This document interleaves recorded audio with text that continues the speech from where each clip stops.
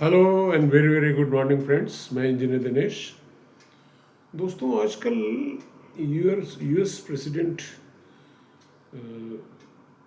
Trump बहुत चर्चा में है और तरह तरह की बातें बताई जा रही हैं। लेकिन मैं आपको एक ऐसे प्रेसिडेंट के बारे में, यूएस प्रेसिडेंट के बारे में चर्चा करना चाहता हूँ जिनकी डेथ अभी 29 दिसंबर को 29 दिसंबर 2024 को 100 साल की अवस्था में हुई।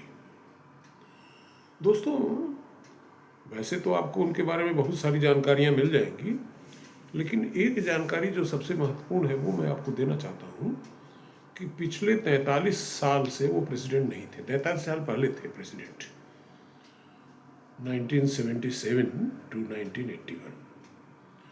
लेकिन 43 साल की जो जिंदगी थी वो कार्टर की जिंदगी के सुनहरे पल थे, क्योंकि he was living for a passion.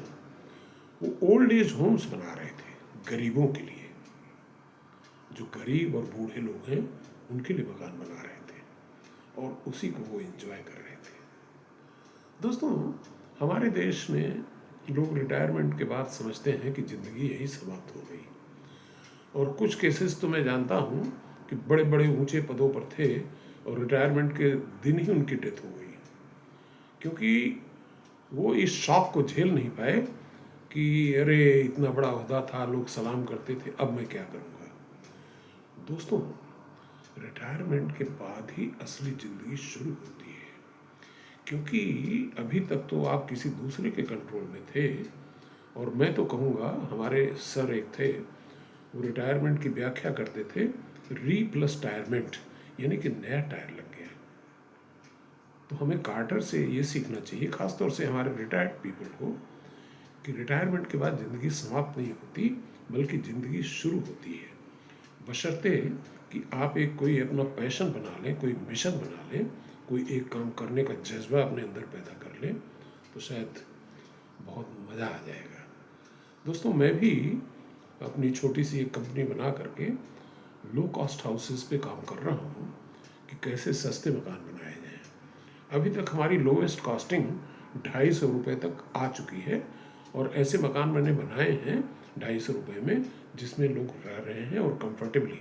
देखिए, एक आजकल दूसरी ये चर्चा बहुत है कि लोग बुज़ुर्गों की कदर नहीं करते, अपने पेरेंट्स को ओल्ड एज होम में छोड़ाते हैं। ये बात एक सामाजिक बुराई है, इस पर हमको चर्चा करना होगा, कभी बाद में करेंगे। लेकिन मैं एक दूसरी चीज़ आपको बताना चाह रहा हूँ। दोस्तों, आफ्टर 60 क्या होता है कि हमारे हार्ट में उतनी क्षमता नहीं रह जाती, हमारी वेंस भी कमज़ोर हो जाती हैं, ब्लड का फ्लो उतनी आसानी से नहीं होता।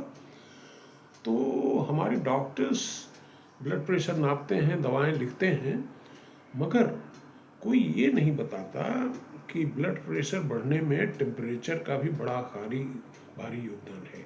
यानी कि जैसे अब ठंडी का मौसम है, इसमें ठंड पड़ने से होता क्या है कि ब्लड हमारा गाढ़ा हो जाता है, विस्कस हो जाता है, तो हार्ट को पंप करने में मुश्किलें आती हैं।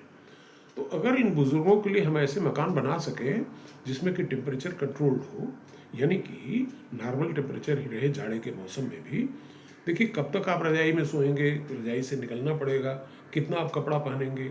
अगर ऐसे कमरे बना दिए जाएं जो खुद ही रज़ाई जैसे हों, यानी कि इंसुलेटेड मटेरियल से बना दिए जाएं और सस्ते में बना दिए जाएं, ये जो मैं रिकॉर्डिंग कर रहा हूँ उसी मकान से ही कर रहा हूँ। मेरी एज भी 74 होने को है, और लेकिन इस मकान को मैं ज़्यादा एंजॉय करता हूँ as compare to my house, जो कि पक्के मकान मतलब ईंटों से बना हुआ है, कि वहाँ पे इतना टेम्परेचर कंट्रोल नहीं हो सकता। कितना भी आप एसी लगा लो, कितना भी हीटर लगा लो, जो यहाँ पे नॉर्मल टेम्परेचर जिस कमरे के अंदर होता है, अगर ब्लोअर मैंने आधा घंटा चला दिया तो टेम्परेचर नॉर्मलाइज होता है और 7-8 घंटे तक नॉर्मल रहता है। तो मेरा ये कहना है कि हमारे देश में नंबर 1 कि retirement people must develop some kind of passion, some vision, कुछ करने पे, कर गुजरने पे आमादा हो जाए। दूसरा ये कि उनको कंफर्ट लेवल क्रिएट करने के लिए, उनको चाहे आप ओल्ड एज में रखें, होम्स में रखें, चाहे अपने घर पे रखें, एक उनके लिए एक ऐसा एक ऐसा कपड़ा पहनाएं जो इंसुलेटेड हो और टेम्परेचर कंट्रोल हो, जिससे कि उनको ठंड में शॉक ना आए और हार्ट अटैक्स ना आए। Thank you.